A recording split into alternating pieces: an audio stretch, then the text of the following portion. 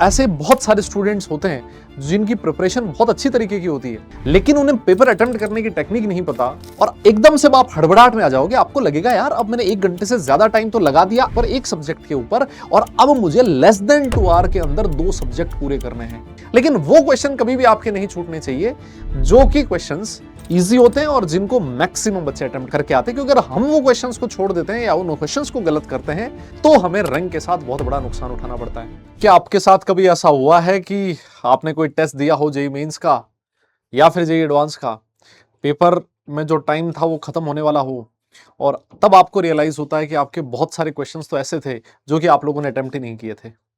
अगर ऐसा अक्सर आप लोगों के साथ होता है तो ये वीडियो सिर्फ और सिर्फ आप लोगों के लिए है। इस वीडियो को जरूर देखें।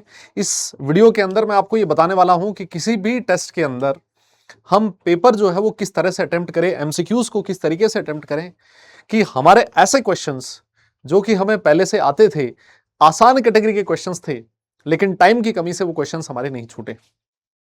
यस, तो एक सिंपल सी टेक्निक है जिसके बारे में मैं बात करने वाला हूं। ज्यादा लंबा आगे पीछे मैं घुमा के बात नहीं करूंगा, सीधा स्ट्रेट फॉरवर्ड छोटा सा वीडियो रखने की कोशिश करेंगे जिससे कि आपको टाइम भी कम लगे और आपको उसका बेनिफिट भी मिले जब भी आप लोग टेस्ट देते हो। एक पेपर जब भी आप कोई टेस्ट देते हो जेईई मेंस का तो उसके अंदर 3 पार्ट होते हैं, एक फिजिक्स, एक केमिस्ट्री और एक मैथ्स। सबसे पहला जो बच्चों को कंफ्यूजन होता है वो ये होता है कि साहब इन तीनों में से सबसे पहले हमें कौन सा पोर्शन अटेम्प्ट करना चाहिए। यस, और ये एक बड़ा ही डिबेटेबल एक क्वेश्चन है कि कौन से पेपर को पहले अटेम्प्ट किया, कौन से सब्जेक्ट को पहले अटेम्प्ट किया जाए।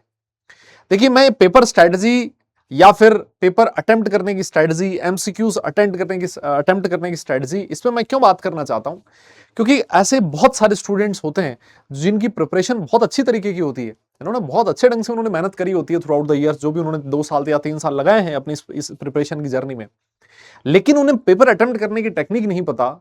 और हाँ, उस टेक्निक के बिना जो हमारा टाइम मैनेजमेंट है वो बिल्कुल गड़बड़ा जाता है और हमारी अच्छी प्रिपरेशन होते हुए भी अल्टीमेटली जो हमें मार्क्स मिलने चाहिए थे उतने मार्क्स हमें नहीं मिलते और उसका नुकसान, उसका खामियाजा हमें अपनी रैंक में उठाने को मिलता है।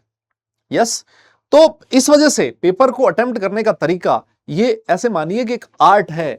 जिस तरीके से आप लोग पढ़ाई करते हो, जिस तरीके से आप लोग अपनी प्रिपरेशन को प्लान करते हो, उसी तरीके से आपको एमसीक्यूज को अटेम्प्ट करना, पेपर को अटेम्प्ट करना भी प्लान करना चाहिए, है ना, जिसको कि हम लोग जनरली अवॉइड कर देते हैं क्योंकि हमें ऐसा लगता है कि ठीक है मैंने प्रिपरेशन कर ली, अब मैं जाऊंगा एग्जाम में, क्वेश्चन नंबर 1 से स्टार्ट होऊंगा और 75 90 जितना भी आप लोगों के एग्जाम में आता है वहां तक मैं पहुंचूंगा, फर्स्ट से लेकर लास्ट तक मैं पहुंच ही जाऊंगा। क्या दिक्कत है, जितना मुझे आता होगा उतना कर लूंगा, नहीं आता उसको छोड़ दूंगा। और यही सबसे मतलब खराब तरीका होता है किसी भी पेपर को अटेम्प्ट करने का, है ना। तो पेपर आप इस तरीके से अटेम्प्ट कीजिए कि ऐसे क्वेश्चंस जो आपको लोगों को पहले से आते थे, जो आसान कैटेगरी के क्वेश्चंस हैं, जो आपका कॉम्पिटिटर उन क्वेश्चंस को सॉल्व कर रहा है, वो क्वेश्चन तो कम से कम आप अटेम्प्ट करो ही। हाँ, अगर मान लीजिए टाइम की कमी से, पेपर लेंथी होने की वजह से कभी भी अगर कोई पेपर छूटता है, कोई पोर्शन छूटता है, तो कम से कम सिर्फ वही पोर्शन छूटे जो मुश्किल पार्ट था, जो पार्ट आप लोगों को आता नहीं था, आपने पढ़ा नहीं था, या फिर ऐसे क्वेश्चंस थे जो बहुत लेंदी थे। हो सकता है कि उन क्वेश्चंस को मैं सही कर पाता या नहीं भी कर पाता, हो सकता है मैं कैलकुलेशन में कहीं मिस्टेक कर देता, लेकिन वो क्वेश्चन कभी भी आपके नहीं छूटने चाहिए जो कि क्वेश्चंस इजी होते हैं और जिनको मैक्सिमम बच्चे अटेम्प्ट करके आते हैं। क्योंकि अगर हम वो क्वेश्चंस को छोड़ देते हैं या उन क्वेश्चंस को गलत करते हैं तो हमें रैंक के साथ बहुत बड़ा नुकसान उठाना पड़ता है। हाँ, कुछ जो मुश्किल क्वेश्चंस होते हैं अगर वो हमारे छूट जाए तो हमें रैंक में उतना बड़ा नुकसान नहीं होता।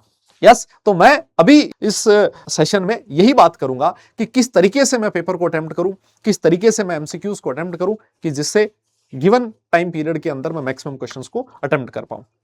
हाँ, तो वापस हम लोग उसी टॉपिक के ऊपर आते हैं कि ये फिजिक्स, केमिस्ट्री और मैथ्स जो है, इसमें से हमें कौन सा सब्जेक्ट ऐसा है जिसको सबसे पहले अटेम्प्ट करना चाहिए। देखिए, मैक्सिमम लोगों का ये मानना और मेरा भी कम से कम ये मानना है ना, कुछ लोगों के अलग व्यूज हो सकते हैं, मैं उस पर नहीं जा रहा हूं, क्योंकि ये जो मैं तरीका है ये एक टेस्टेड मेथड है जो मैंने खुद ने किया था जब मैं अपने आईआईटी जेईई की प्रिपरेशन कर रहा था और मैं इसी तरीके से पेपर को अटेम्प्ट करता था और मुझे बहुत बेनिफिट होता था उसका, है ना। तो सबसे पहले जो मेरी नजर के अंदर सबसे पहले जिस पेपर को अटेम्प्ट होना चाहिए वो है केमिस्ट्री, है ना। अब इसमें बहुत सारे बच्चे ये कह सकते हैं कि सर आप केमिस्ट्री पढ़ाते हो, इस वजह से आप चाहते हो कि पहले केमिस्ट्री का पेपर अटेम्प्ट हो। नहीं, ऐसा बिल्कुल नहीं है। ऐसा इसलिए नहीं है बिकॉज केमिस्ट्री में देखा गया over the period of time कि जो क्वेश्चंस होते हैं वो बहुत ज्यादा लेंथी नहीं होते, इजी कैटेगरी के क्वेश्चंस होते हैं और कम टाइम के अंदर आप लोग मैक्सिमम क्वेश्चंस अटेम्प्ट कर पाते हो। अगर मैं 3 घंटे का पूरा टाइम ड्यूरेशन मानूं फिजिक्स, केमिस्ट्री, मैथ्स में, केमिस्ट्री जो होता है अगर किसी बच्चे ने अच्छे से प्रिपेयर किया है तो वो लेस देन 1 आवर केमिस्ट्री को निपटा सकता है। ऐसा देखा गया है कि फिजिक्स और मैथ्स में से एक ना एक पेपर जनरली लेंथी आता है। तो जो टाइम आपने केमिस्ट्री में बचाया है उस टाइम को आप लोग यूटिलाइज कर सकते हैं फिजिक्स या फिर मैथ्स में, जो भी पोर्शन लेंथी हो वहां पर आप लोग एक्स्ट्रा टाइम की आपको जरूरत पड़ेगी और वो आपको केमिस्ट्री निकाल के देगा। अगर मान लीजिए आपने सबसे पहले मैथ्स अटेम्प्ट किया या फिर फिजिक्स अटेम्प्ट किया और वो पेपर लेंथी था, तो आपका मोर देन 1 आवर उस पेपर को सॉल्व करने में लग जाएगा और एकदम से आप हड़बड़ाहट में आ जाओगे। आपको लगेगा यार अब मैंने 1 घंटे से ज्यादा टाइम तो लगा दिया एक पोर्शन के ऊपर, एक सब्जेक्ट के ऊपर, और अब मुझे लेस देन 2 आवर के अंदर 2 सब्जेक्ट पूरे करने हैं। यहीं पर सिली मिस्टेक्स होनी स्टार्ट हो जाएगी क्योंकि आप हड़बड़ा जाते हैं। केमिस्ट्री जो है वो आपको पेपर में कॉन्फिडेंस देता है कि अगर लेट से आप लोगों ने 45 मिनट्स के अंदर केमिस्ट्री अटेम्प्ट किया तो ये जो एक्स्ट्रा 15 मिनट्स आप कॉन्फिडेंट फील करेंगे कि यार अगर मान लो या फिर मैथ्स में से कोई भी एक पेपर लेंथी है तो मैं एक्स्ट्रा 15 मिनट्स वहां पर यूज कर पाऊंगा। इस वजह से मेरा मानना ही है कि केमिस्ट्री को सबसे पहले अटेम्प्ट करना चाहिए, बिकॉज केमिस्ट्री 1 घंटा टाइम नहीं लेता आपसे, उससे कम टाइम में आप उसको सॉल्व कर सकते हो। हाँ, जिसने अच्छे प्रिपरेशन करी है ना, नहीं तो भैया मतलब लोगों को 2-2 घंटे सिर्फ केमिस्ट्री में लेके बैठे रहो जिसकी तैयारी अच्छी नहीं। अच्छा प्रिपरेशन करने वाले बच्चे के लिए 45 मिनट्स 50 मिनट्स सफिशिएंट होता है ना। तो सबसे पहले तो आपने उसको अटेम्प्ट कर लिया केमिस्ट्री, ठीक है सर, हमने मान लिया आपकी बात। अब इसके बाद किसको अटेम्प्ट करें? तो मुझे लगता है इसके बाद फिजिक्स और मैथ्स में से जो भी आपका फेवरेट सब्जेक्ट हो, जो भी आपको अच्छा लगता हो, उस सब्जेक्ट को आप लोग अटेम्प्ट करें। और वो पोर्शन जिसमें आपकी प्रिपरेशन अच्छी नहीं थी, है ना, जिसमें आप कॉन्फिडेंट नहीं है, उसको सबसे लास्ट के लिए रखें। ठीक है सर, ये तो एक स्ट्रेटजी होगी। केमिस्ट्री सबसे पहले, फिर उसके बाद मैथ्स और फिजिक्स में से मेरा जो स्ट्रॉन्ग पार्ट है वो, और सबसे लास्ट में जो तीसरा बच गया उसको तो करना ही है। अब लेट से आप लोग केमिस्ट्री का पेपर अटेम्प्ट कर रहे हो, है ना, आपने केमिस्ट्री का पेपर अटेम्प्ट करना है और आप क्वेश्चन नंबर 1 से स्टार्ट करोगे। यस, क्वेश्चन नंबर 1 से स्टार्ट करोगे। अब यहां पर वो जो पेपर होगा उसमें 3 तरह के क्वेश्चन होंगे। एक होगा इजी, यस, जो आसान क्वेश्चन है जिसको मैक्सिमम लोग सॉल्व करते हैं। एक क्वेश्चन ऐसा होगा जो मुश्किल होगा, काफी टफ क्वेश्चन होगा, जिसको काफी कम लोग होंगे वो अटेम्प्ट करेंगे। और एक क्वेश्चन ऐसा होगा जो दिखने में आसान है लेकिन लेंथी कैलकुलेशन है, बहुत लंबी कैलकुलेशन है, और या फिर जिसके बारे में आप लोग श्योर नहीं हो कि लास्ट तक आप लोग फाइनल रिजल्ट पे पहुंचोगे या फिर नहीं पहुंचोगे। ये 3 कैटेगरी के क्वेश्चंस हैं। लेट्स से आपने क्वेश्चन नंबर 1 अटेम्प्ट किया, है ना, फर्स्ट क्वेश्चन अटेम्प्ट किया और आपको लगा कि ये क्वेश्चन इजी कैटेगरी का है और आपने ये क्वेश्चन पढ़ा हुआ है और कैलकुलेशन भी लेंथी नहीं है। आपने खटाक से उस क्वेश्चन को सॉल्व किया और उसका जो भी आंसर था वो आपने टिक कर दिया, क्वेश्चन नंबर 1 सॉल्व हो गया। क्वेश्चन नंबर 2 पे गए, वो भी आसान कैटेगरी का क्वेश्चन था, आपने सॉल्व कर दिया, टिक मार दिया। क्वेश्चन नंबर 3 पे गए, आसान कैटेगरी का क्वेश्चन था, टिक किया और आगे बढ़ गए। अब इसके बाद आप गए क्वेश्चन नंबर 4 के ऊपर।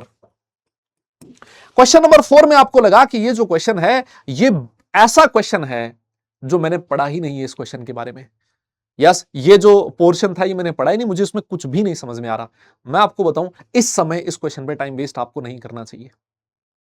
इस क्वेश्चन पे आप लोग काटा मारिए, अपनी जो भी आपको रफ वर्क के लिए वो मिलता है उसमें लिखिए केमिस्ट्री, ऊपर लिख दीजिए क्वेश्चन नंबर 4, काट दिया। इस क्वेश्चन को मुझे अटेम्प्ट नहीं करना दोबारा, अनलेस एंड अनटिल कि मेरे पास लास्ट में बहुत ज्यादा टाइम बच गया जिसमें अब सब कुछ ही कर लिया, तो चलो इस कैटेगरी का क्वेश्चन एक बार हाथ पैर मार लेते हैं, क्या पता क्वेश्चन सॉल्व भी हो जाए, है ना। तब तक उस क्वेश्चन को वापस आप लोग ना देखें। देखते ही क्वेश्चन में जनरली समझ में आ जाता है। एक अच्छा पढ़ने वाले बच्चे के लिए, मैं सिर्फ ये उन्हीं बच्चों के लिए स्ट्रेटजी बता रहा हूं जो सिंसियर हैं, जिन्होंने थ्रू आउट द 2 ईयर्स एक अच्छी प्रिपरेशन करी है ना, और वो सिर्फ अब चाहते हैं कि एक गिवन टाइम पीरियड में मैं कितनी आसानी से एमसीक्यू सारे सॉल्व कर पाऊं। यस, उस बच्चे के लिए, है ना।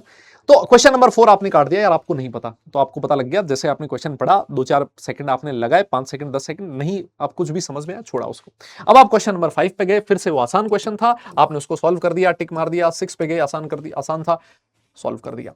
अब आप क्वेश्चन नंबर 7 पे गए। क्वेश्चन नंबर 7 जो है वो इस तरीके का क्वेश्चन है कि जो लेंथी लग रहा है आपको लग रहा है क्वेश्चन मुझे आता है, लेट से थर्मोडायनेमिक्स का एक क्वेश्चन है ना, जिसमें बहुत लेंथी कैलकुलेशन है, 2.303 एनआरटी लॉग क्यू, इस तरीके का एक कोई इक्वेशन है और उसमें आपको आर टी और ये सब कुछ मल्टीप्लिकेशन लॉग की कुछ वैल्यूज लिख के और लास्ट में अल्टीमेटली आपको आंसर फाइंड करना है। तो ये लेंथी क्वेश्चन हो गया। तो आपको लग रहा है कि ये क्वेश्चन मैं सॉल्व कर दूंगा, लेकिन यार इसमें कहीं पर कैलकुलेशन में मिस्टेक्स हो सकती हैं बिकॉज बहुत लेंथी कैलकुलेशन है। इस क्वेश्चन पे अभी टाइम ना लगाएं, ऐसे क्वेश्चन पे आप लोग स्टार मार्क करके रखें, या फिर जो भी आप लोग एबीसीडी जो भी XYZ आपको लगता है अच्छा वो आप लोग लिख के रखें। केमिस्ट्री में क्वेश्चन नंबर 7 स्टार मार्क कर दिया, इस क्वेश्चन को भी लिए छोड़ना है। क्वेश्चन नंबर 8 फिर अटेम्प्ट, आज इजी था आपने सॉल्व किया, 9 इजी था सॉल्व किया, 10 जो था वो मुश्किल था, आपको नहीं पता, पढ़ा भी नहीं था, आपने कट मार दिया, 11 भी नहीं पढ़ा था, कट मार दिया, 12 पे गए, फिर से ऐसा क्वेश्चन था जो लेंथी कैलकुलेशन थी, आप श्योर नहीं हो, लास्ट में क्या पता आंसर आ भी जाए ना भी आए, सिली मिस्टेक हो सकती है, आपने उस स्टार मार्क कर दिया, अभी आपने टाइम नहीं लगाया। 13 फिर से ऐसा क्वेश्चन था, स्टार मार्क कर दिया। ऐसे करते करते करते करते आप लोग क्वेश्चन नंबर 25 तक चले गए केमिस्ट्री के अंदर। लेट्स से एक बार के लिए आपने पूरा का पूरा पेपर अटेम्प्ट कर दिया। जब आपने पूरा पेपर अटेम्प्ट किया होगा तो आई कैन गारंटी यू एक अच्छे पढ़ने लिखने वाले बच्चे को कभी भी 1 घंटा नहीं लगेगा, क्योंकि केमिस्ट्री इतना टाइम आपसे लेता ही नहीं है। आपने कुछ टाइम बचाया और वो जो टाइम था उसको आप लोग आगे यूटिलाइज करोगे। इस तरीके से आपको केमिस्ट्री सॉल्व करना है। लेट्स से फिजिक्स और मैथ्स में से आपका फिजिक्स जो था वो स्ट्रॉन्ग पार्ट है। यही सेम स्ट्रेटजी आपने क्वेश्चन नंबर 1 से लेके लास्ट तक फिजिक्स के लिए लगाई, और सबसे लास्ट में आपने मैथ सॉल्व किया, और यही सेम स्ट्रेटजी आपने मैथ्स के लिए लगाई लास्ट तक। इस स्ट्रेटजी से फायदा क्या हुआ? यहां तक जब आप लोग पहुंचोगे ना, मैं आपको गारंटी दे सकता हूं कभी भी 3 आवर्स नहीं लगने वाले, आप ठीक ठाक टाइम बचा लोगे उसमें, क्योंकि इस मेथड में आपने जो इनिशियल पोर्शन था उसमें सिर्फ और सिर्फ वही क्वेश्चंस अटेम्प्ट किए हैं जो आसान कैटेगरी के क्वेश्चंस थे या फिर आपको आसान लग रहे थे, है ना। कई बार होता है कि एक बच्चे को आसान लगता है लेकिन दूसरे के लिए वो क्वेश्चन मुश्किल होता है ना। लेकिन आप लोग ऐसे क्वेश्चंस, क्योंकि मैक्सिमम जनरली ऐसा ही होता है कि यार आसान तो आसान ही है ना, वो मैक्सिमम बच्चों के लिए आसान ही होता है। तो जब आपने ऐसा पेपर को अटेम्प्ट किया तो आपने कम से कम वो सारे क्वेश्चन सॉल्व कर लिए हैं जो आपके मैक्सिमम कॉम्पिटिटर सॉल्व करके आएंगे। आपने कोई इजी क्वेश्चन नहीं छोड़ा, यस, आपने मुश्किल क्वेश्चन जरूर छोड़े हैं, है ना, जो हो सकता है आपके कॉम्पिटिटर भी ना कर पाए, बिकॉज इट्स ऑल अबाउट ना कंपटीशन ना। जो चीज आपका कॉम्पिटिटर नहीं कर पा रहा और आप भी नहीं कर पा रहे तो आपको नुकसान नहीं है, लेकिन आपका कॉम्पिटिटर कर रहा है, आप नहीं कर रहे, तब आपको नुकसान है। कई बार हमारे साथ ऐसा होता है, लेट से आप सबसे लास्ट में मैथ्स के क्वेश्चन सॉल्व कर रहे थे, आपने स्ट्रेटजी को यूज नहीं किया, आप तो क्वेश्चन नंबर 1 से लगे पड़े थे। जैसे ही लास्ट में टीचर ने बोला 10 मिनट्स लेफ्ट, और आपने देखा आपके 20 क्वेश्चन मैथ्स के भी बचे हुए, और उन 20 में से लास्ट के 15 क्वेश्चन तो बहुत आसान कैटेगरी क्वेश्चन थे जिसको मैक्सिमम लोग सॉल्व करके आ रहे थे, लेकिन क्योंकि आपने इफेक्टिवली टाइम को मैनेज नहीं किया था, आपके 15 क्वेश्चन छूट जाएंगे। अब सोचो आपको कितना बड़ा नुकसान होगा, क्योंकि आसान कैटेगरी के क्वेश्चंस 15 क्वेश्चंस, उसमें से मान लीजिए मैक्सिमम बच्चों ने 10 क्वेश्चन तो सॉल्व किए थे, भाई आप कंपटीशन से ही बाहर हो जाओगे।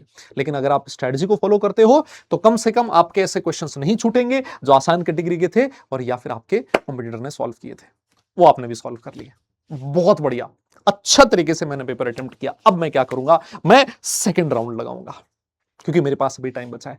सेकंड राउंड में मैं स्टार्ट होऊंगा वापस केमिस्ट्री से, और कौन से क्वेश्चंस को अटेम्प्ट करना स्टार्ट करूंगा, मैं ऐसे क्वेश्चंस जिन पे मैंने स्टार मार्क कर रखा था, क्योंकि ये वो उस तरह के क्वेश्चंस थे जो मुझे लग रहा है मैं उसको सॉल्व कर दूंगा, लेकिन क्योंकि कैलकुलेशन लेंदी है तो मैं कॉन्फिडेंट नहीं था।